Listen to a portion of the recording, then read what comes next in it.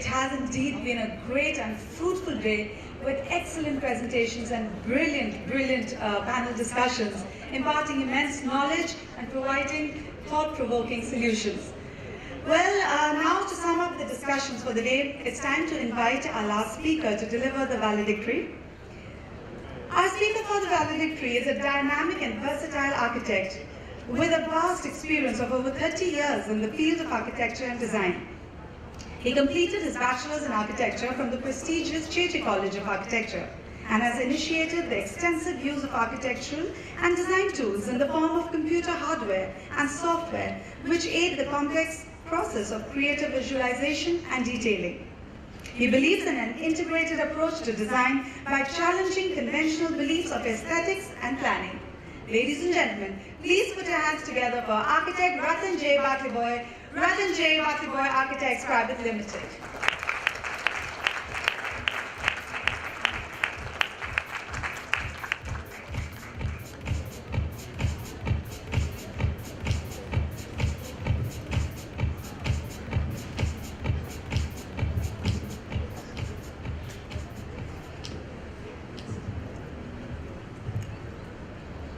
Hi, good evening.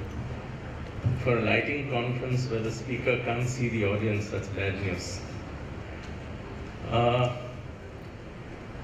think the last valedictorian thing I did was when I was close to school. And this is the first time I'm actually trying to attempt to sum up an entire conference for my fellow viewers. I'm going to go through this in rapid fire because I saw the time that was given to me was 5 minutes. And it might take me a couple of minutes more than that because I've been writing extensive notes through this interesting day. Where I can, I'll probably flash back to presentations that were made.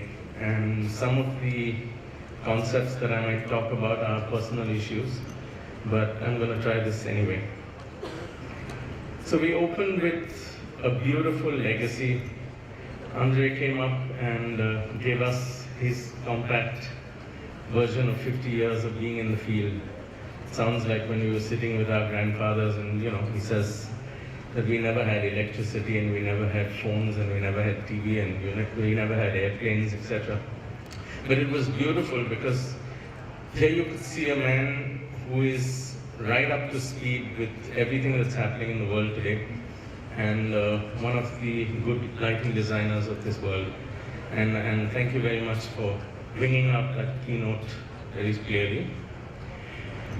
I'm just going to read through my notes, and you will forgive me because there will be several overlaps as we have seen in today's presentations. The reason why I will read through my notes and not have edited my own note is because I have been glued to that seat ever since. I didn't risk taking a minute off lest I lost out on something that was happening on stage. So we're talking about energy, we're talking about resources. We talked about lighting being used to enhance brand value for structures and buildings. There were things that we talked about, I heard about in terms of trends in lighting and technologies. There was a lot of debate, not debate, but sort of a silent thing about technology versus aesthetic. The need-based lighting versus the heart versus the head. Toolkits and skill sets that we heard about, and the responsibility of the lit environment to our living environment and spaces. Sensitivity of the designer to be most critical in addition to all the technology that's at his service, lamps, tools, programs. Nice new phrases as architainment, why architainment, static and dynamic design that happens. And one of the most beautiful sort of lines that I heard today was, to play with light is to play with magic, and attributed to Richard Kelly, one of the geniuses of lighting design. Clearly, incredibly simple, needs deep thought, and much more experience and expertise. Experience of lighting for public expressions, experience of the lighting designer is the expression that he has, and the public has to be able to imbibe the experience from what was conceived. Creating interest and wonder, lighting with dignity and with respect, being unobtrusive, lighting being used to enhance space, heritage, objects, people, never to overpower. I would say lighting plays a submissive and a servient role to the objects and spaces that it serves. And this is very important for designers of light and designers of lighting and experiences, because it's not about us who are able to design and bring everything into one little bag and boom it out to our user. It's about the user being able to appreciate everything else which light is just enhancing for that particular period. Ostrom says light is life. It's easier and safer, and it fuels desire.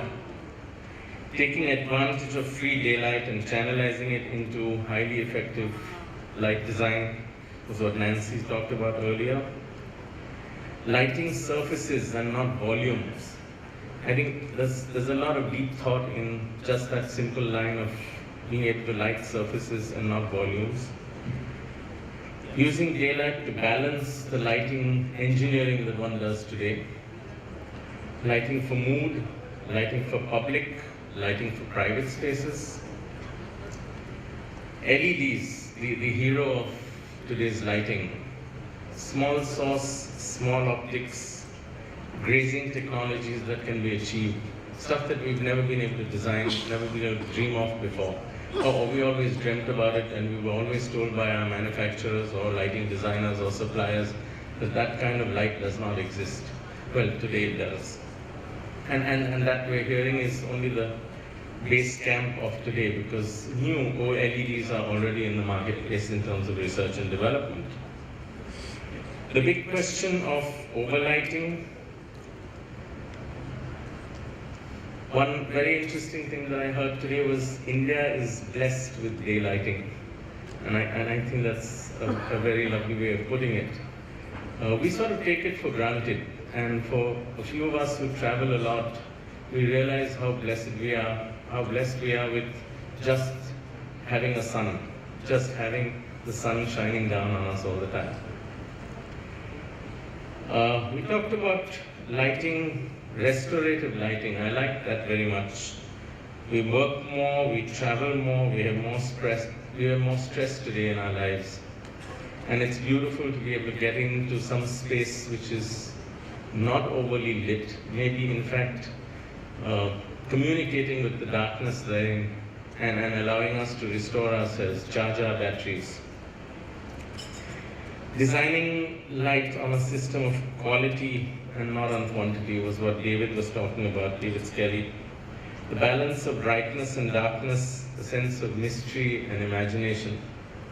I think there are some very lovely, poignant points in today's presentations where it wasn't just bang, bang, bang from a manufacturer's perspective or bang, bang, bang from here's the technology, use it, go ahead guys, experiment. It was a lot of beautiful insights from a lot of our lovely speakers and incredible wealth of information, experience, exposure, and knowledge that was channelized to us for this event. I liked what Bose says about different watts for different spots. Without darkness, you cannot experience light. A very interesting thought that also was sort of underlying all us professionals in the business was clients won't pay for it, but we go ahead and do it anyway. I mean, clients don't pay for our passion. Clients don't pay for what we want to achieve. Clients will never pay for our experimentation. Yeah? But the point is that we're being driven by something. It's not about success, it's not about economic value. It's about just being able to create something new. And that's the desire or the charge that all of us as creative professionals have in us, which allows us to go forward and spend our money in any case. We'll look at salaries later. Always test to find new ways of doing lighting. Some thoughts, and I resonate with this very much because the first many years of my life I did lighting through and with theatre, with dance companies, with stage, with fashion shows, with events. And I bring a lot of that knowledge and that experience to my work as well. And it really helps when you can bring those elements of drama, of space, of solitude, of mood, of settings into real life environments. Because at the end of the day, you are dealing with humans and you are dealing with the same set of emotional quotient and emotional content anywhere in the world. Black, white, gender-based, it doesn't matter. The emotional content is the same. So fueling that or aiding to that is giving us a tremendous amount of joy in that. Andre talked about lighting for public architecture, the bridge which interacts with the public. Every time the public walked by it, it sort of lit up and did its own little patterning. Those are the kind of things that are available to us. Those are the kind of things that are present in today's world and environment. And these small, unique structures or these small, unique interventions that are happening in our design world show us that there's so much more potential that can be used by using light as an interactive, dynamic medium to bond people together or to show people, to keep people engaged. I specifically enjoyed Roger van der Heijden's presentation. To create is a right of all, not the privilege of a few. I think it makes beautiful sense because what tends to happen in a lot of our work is we sort of isolate the client saying, or the user saying, we know more than he does, okay? Or we can do it better because we've been there before, done that before. But it's beautiful to be able to engage and let everybody create. And I think that was one of the important things that I'd like to also sort of put my shoulder behind and say, way to go. Collaborative thinking, integrated thinking, new choices needed, interactive thought.